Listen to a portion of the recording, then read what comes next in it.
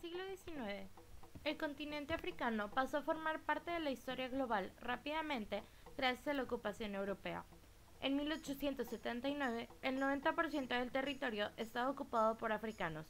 En 1900, la proporción se había invertido, y en 1914, las consecuencias de la ocupación alcanzaban a la mayor parte de los africanos. El repentino interés por el continente vino determinado por la unificación alemana e italiana. Tras la Guerra Franco-Prusiana de 1870, en la que Francia resultó derrotada, el escenario de la rivalidad europea se trasladó a África, donde Alemania dio batalla diplomática para controlar a sus rivales y tenerlos ocupados lejos de sus fronteras. Las bases del reparto se sentaron en la Conferencia de Berlín, convocada conjuntamente por Francia y Alemania, y celebrada entre el 15 de noviembre de 1884 y el 26 de febrero de 1885.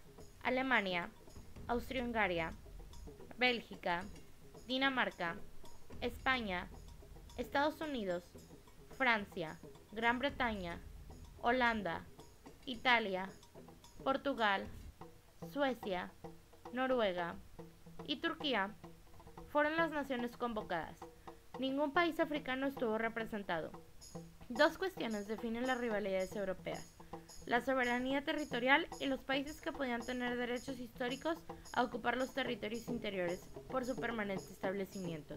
Esto dividió a los países en dos grupos: las potencias con colonias establecidas en las costas africanas que pedían su derecho a interiorizarse, y las potencias que defienden su derecho por ocupación activa y establecimiento firme en África.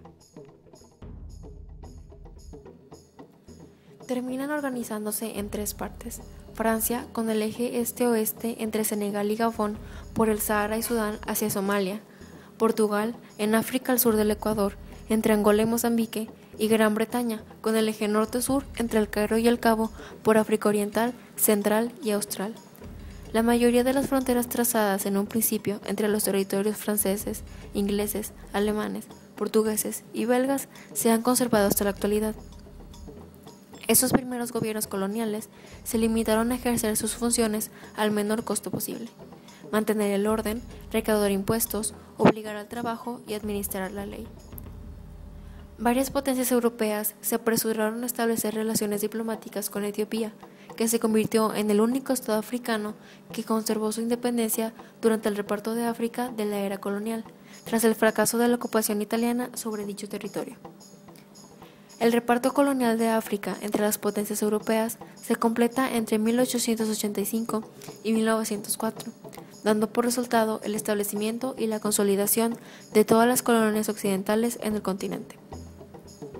Tras la Primera Guerra Mundial, los territorios que fueron propiedad de Alemania se repartieron entre Francia, Inglaterra y Bélgica, bajo la supervisión de la Sociedad de Naciones.